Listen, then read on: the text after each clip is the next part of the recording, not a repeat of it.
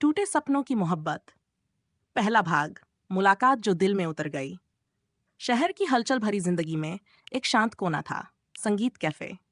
यहाँ हर शाम गिटार की मीठी धुनें बजतीं और इसी संगीत के बीच दो अजनबी मिले, आरव और सिया।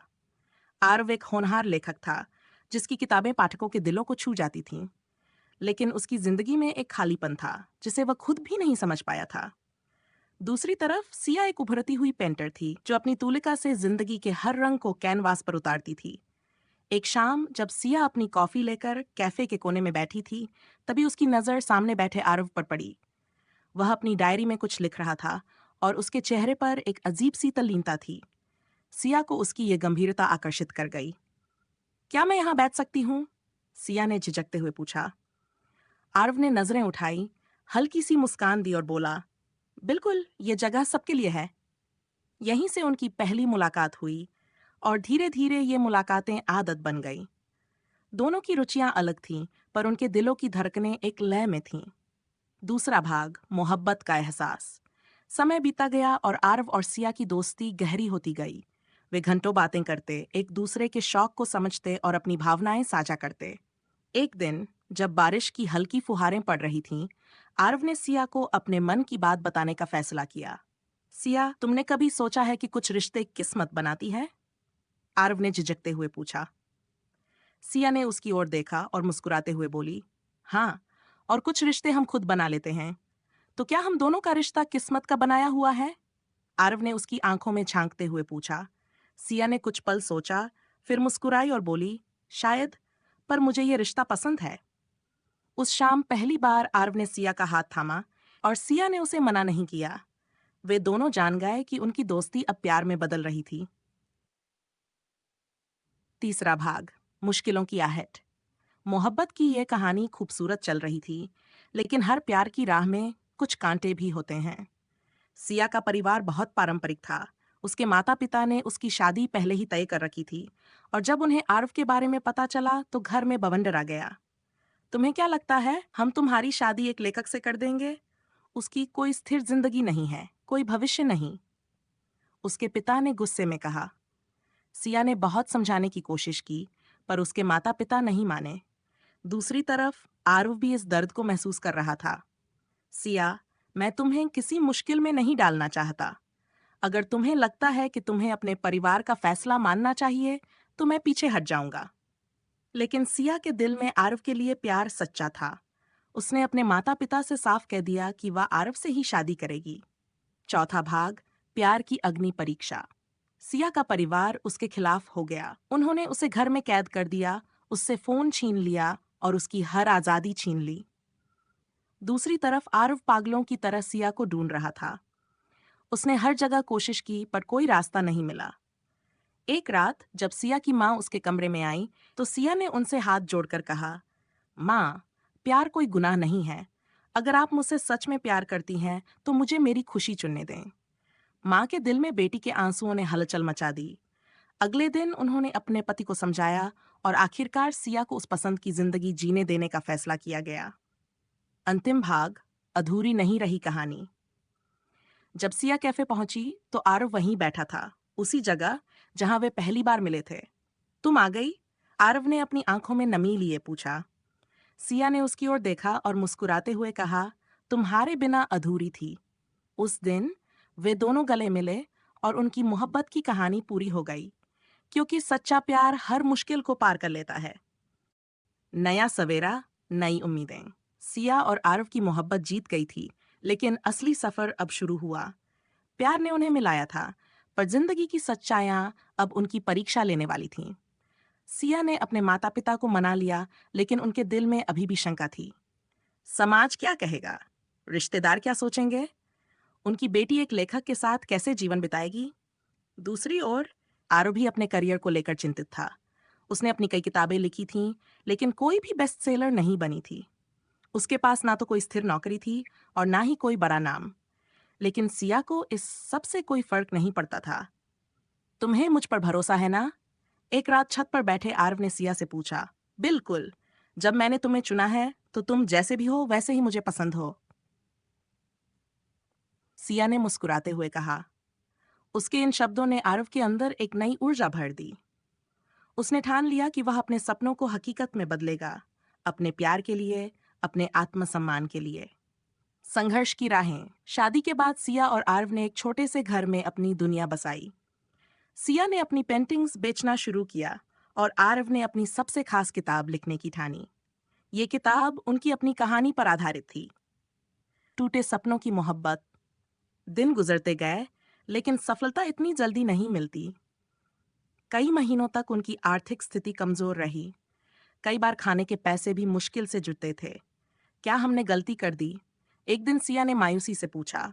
आरव ने उसका हाथ थाम लिया और कहा, सपनों की राह आसान नहीं होती, लेकिन हम साथ हैं, यही सबसे बड़ी ताकत है। और यही ताकत उन्हें आगे बढ़ाती रही। किस्मत का इम्तिहान। एक दिन जब आरव का लिखा हुआ उपन्यास पूरा हुआ, तो उसने उसे कई पब्लिशर्स को भेजा, लेकिन हफ्तों तक कोई जवाब नहीं आया। इसी दौरान सिया की बनाई एक पेंटिंग सोशल मीडिया पर वायरल हो गई। अचानक उसे कई बड़े आर्ट गैलरीज से ऑफर आने लगे। देखो, तुम्हारी मेहनत रंग लाई, आरव ने खुश होकर कहा। लेकिन सिया की खुशी अधूरी थी। तुम्हारी किताब कब तक छपेगी? उसने पूछा। शायद मेरी किस्मत में सफलता नहीं, आरव ने उदास होकर कहा। लेकिन किस्मत को भी इंतजार था सही वक्त का। बड़ी कामयाबी, बड़ा। एक दिन एक मशहूर पब्लिशर से कॉल आया। हम आपकी किताब पब्लिश करना चाहते हैं। यह कहानी बेहद इमोशनल और दिल छू लेने वाली है। आरव की आंखों में आंसू थे। उसने सिया को गले लगाते हुए कहा, हम जीत गए सिया। जल्द ही टूटे सपनों की मोहब्बत बेस्टसेलर बन गई। लोग उनकी कहानी से खुद को जोड़ने लगे। उनका संघर्ष, उनका प्यार, सब कुछ किताब के पन्नों में अन हो गया। आरव और सिया अब एक मिसाल बन चुके थे कि सच्चा प्यार सिर्फ एक दूसरे को अपनाने का नाम नहीं, बल्कि एक दूसरे के सपनों को पूरा करने का भी नाम है। अंत में, सालों बाद जब किसी इंटरव्यू में सिया से पूछा गया, अगर आपको अपनी जिंदगी फिर से जीने का मौका मिले, तो क्या आप कुछ बदलना चाहेंगी? सिया मुस्कुराई और बोली, हाँ, एक चीज, मैं आरव को और पहले मिलना चाहूंगी, ताकि हम ज्यादा वक्त साथ बिता सकें। और इस तरह उनकी टूटे सपनों की मोहब्बत अधूरी नहीं रही, बल्कि एक खूबसूरत हकीक बन गई। नई ऊंचाइयां, नई चुनौती। आरव की किताब बेस्टसेलर बन चुकी थी। उसकी कहानी ने लाखों दिलों को छू लिया। अब उसे देश विदेश से सेमिनार और इंटरव्यू के लिए बुलाया जाने लगा। वहीं सिया की पेंटिंग्स भी मशहूर हो गई थीं। उनकी आर्थिक स्थिति पहले से बहुत बेहतर हो चुकी थी, लेकिन जिंदगी की असली परीक्षा अभी बाकी थी। आर्व, अब तो सब कुछ हमारे पास है, फिर भी दिल में एक अजीब सा खालीपन क्यों है? एक रात सिया ने पूछा। आरव ने उसकी आंखों में देखा और हल्की मुस्कान के साथ कहा, क्योंकि शायद हमने भागदौड़ में खुद को ही खो दिया है। वे दोनों इतने व्यस्त हो गए थे कि एक दूसरे के साथ समय बिताने का मौका ही नहीं मिलता था। दूरियां और एहसास। आर्व एक के बाद एक शहरों में इवेंट्स के लिए जाता रहा और सिया की पेंटिंग्स की एग्जीबिशन भी अलग अलग देशों में लगने लगी। धीरे धीरे उनके बीच बातें कम होने लगीं। जब भी वे मिलते, या तो वे थक कर सो जाते या फिर अपने अपने काम में व्यस्त रहते। एक दिन जब आरव एक इंटरव्यू के लिए लंदन गया हुआ था, सिया घर पर अकेली थी। उसने अपनी पुरानी तस्वीरों को देखा, वे दिन जब वे छोटे से घर में संघर्ष कर रहे थे, लेकिन साथ में खुश थे। उसने आरव को कॉल किया, तुम कब लौट रहे हो? अभी 2 हफ्ते और लगेंगे। तुम्हें मेरी याद नहीं आती? आरव कुछ देर चुप रहा, फिर धीमे से कहा, आती है, लेकिन अब हमारी जिंदगी में काम ज्यादा है और हम खुद कम। सिया की आवाज में उदासी थी। ये पहली बार था जब दोनों को एहसास हुआ कि प्यार के बाद की जिंदगी को संभालना भी एक चुनौती होती है। प्यार की नई परीक्षा। एक दिन सिया ने आरव के लिए एक चिट्ठी लिखी। जब हमने साथ रहने का सपना देखा था, तब सोचा नहीं था कि हम साथ होकर भी इतने दूर हो जाएंगे। क्या सफलता हमें वो खुशी दे रही है जो हम चाहते थे? उसने वह चिट्ठी टेबल पर रखी और 2 दिन के अपनी माँ के पास चली गई। जब आरव घर लौटा और चिट्ठी पढ़ी, तो उसे एहसास हुआ कि कहीं ना कहीं वे दोनों रास्ते भटक गए थे। उसी पल उसने फैसला किया, उसे अब अपनी प्राथमिकताएं तय करनी होंगी। खोया प्यार वापस मिला। अगले दिन जब सिया घर लौटी, तो उसने देखा कि पूरा घर मोमबत्तियों से सजा हुआ था और बीच में एक कैनवास रखा था। आरव ने मुस्कुराकर कहा, हमने अपनी जिंदगी को एक बेजान रूटीन बना दिया था। अब से हम हर दिन को फिर से जिएंगे, वैसे ही जैसे पहले जीते थे। उसने सिया को एक टिकट दिया। हम 2 हफ्तों के लिए कहीं दूर जा रहे हैं, जहां सिर्फ तुम, मैं और हमारी कहानियां होंगी। सिया की आंखों में आंसू थे, लेकिन इस बार वे खुशी के आंसू थे। अंत में उन्होंने फिर से अपनी जिंदगी को संतुलित करना सीख लिया। सफलता जरूरी थी, लेकिन प्यार उससे भी ज्यादा। और इस तरह टूटे सपनों की मोहब्बत केवल एक किताब की कहानी नहीं रही, बल्कि एक जीती जागती मिसाल बन गई कि सच्चा प्यार किसी भी परिस्थिति में खुद को दोबारा पा सकता है। क्योंकि प्यार खो सकता है, लेकिन अगर दिल सच्चे हों तो वह हमेशा लौट कर आता है। एक नई शुरुआत। आरव और सिया ने अपनी जिंदगी को नए सिरे से जीने का फैसला किया। उन्होंने अपने बिजी शेड्यूल में से एक दूसरे के लिए समय निकालना शुरू किया। काम के साथ साथ अब वे छोटी छोटी खुशियों को भी जीने लगे। सुबह की चाय साथ पीना, वीकेंड पर लॉन्ग ड्राइव पर जाना, और कभी कभी बिना किसी वजह के एक दूसरे को सरप्राइज देना। एक दिन वे पहाड़ों में घूमने गए। ठंडी हवा, ऊंचे देवदार के पेड़ और दूर तक फैले बादलों के बीच वे दोनों बैठे थे। आरव, क्या तुम्हें कभी डर लगता है कि हमारी कहानी फिर से अधूरी रह सकती है? सिया ने हल्की आवाज में पूछा। आरव ने उसकी आंखों में देखा और मुस्कुराकर कहा, अगर हम इसे सहेजकर नहीं रखेंगे तो हाँ। प्यार को पाने से ज्यादा उसे बनाए रखना मुश्किल होता है, लेकिन मैं वादा करता हूं हम इसे फिर कभी नहीं खोएंगे। सिया ने उसकी बात पर सिर हिला दिया। वह जानती थी कि उनका प्यार अब परिपक्व हो चुका था। नन्हा मेहमान कुछ महीनों बाद सिया को एहसास हुआ कि उसकी जिंदगी में एक नई खुशी दस्तक देने वाली है। उसने डॉक्टर के पास जाकर कंफर्म किया, वह मां बनने वाली थी। वह भागती हुई घर आई और आरव को यह खुशखबरी दी। आरव कुछ देर तक कुछ बोल नहीं पाया, उसकी आंखें नम हो गईं। उसने सिया को गले लगा लिया और कहा, हमारा प्यार अब एक नई शक्ल लेने जा रहा है। ये उनके लिए सबसे खूबसूरत पल था। अब वे सिर्फ पति पत्नी नहीं, बल्कि माँ बाप भी बनने वाले थे। समय का इम्तिहान। गर्भावस्था के दौरान सिया को कुछ स्वास्थ्य समस्याएं होने लगीं।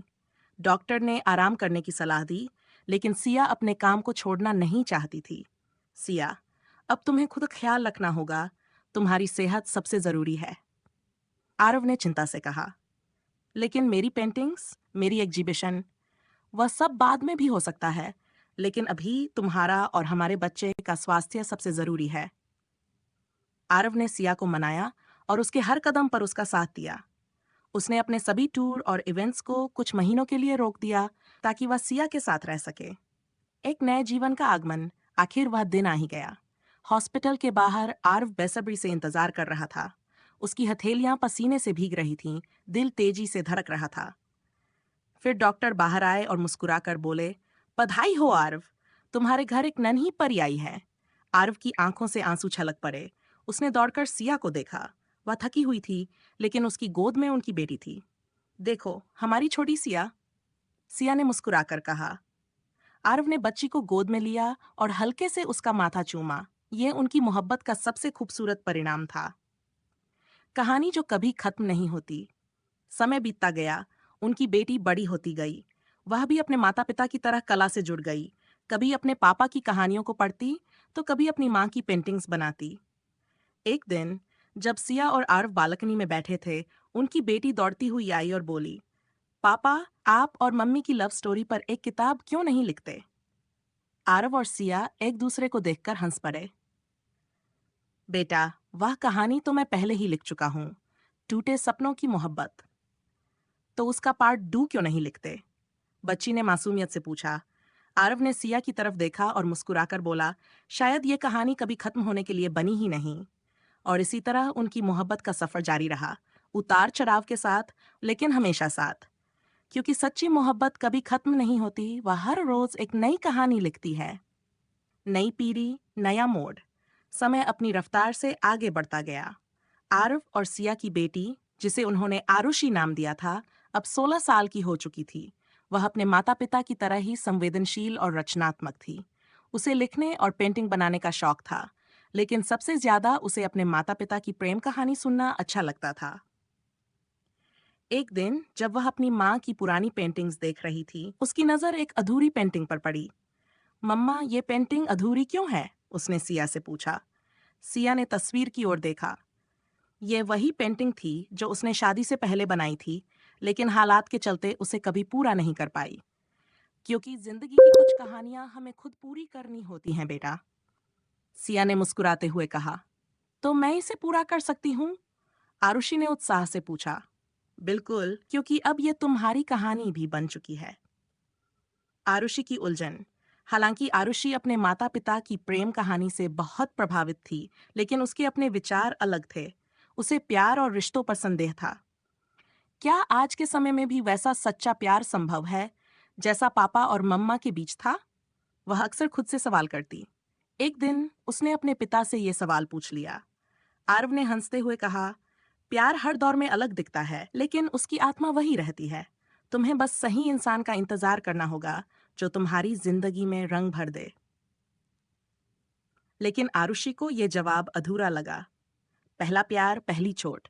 कॉलेज में आरुषि की मुलाकात वीर नाम के एक लड़के से हुई। वह समझदार, बुद्धिमान और आकर्षक था। धीरे धीरे दोनों की दोस्ती गहरी होती गई और आरुषि को पहली बार एहसास हुआ कि शायद यही वह प्यार है जिसे वह अब तक नकारती आई थी। लेकिन कुछ ही महीनों में उसे वीर का एक अलग रूप दिखा। वह ज्यादा पजेसिव और कंट्रोलिंग हो गया था। वह चाहता कि आरुषि सिर्फ उसी से बात करे, सिर्फ वही करे जो वह पसंद करता हो। एक दिन जब वीर ने आरुषि से कहा, अगर तुम मुझसे प्यार करती हो तो अपनी पेंटिंग्स और लिखना छोड़ दो।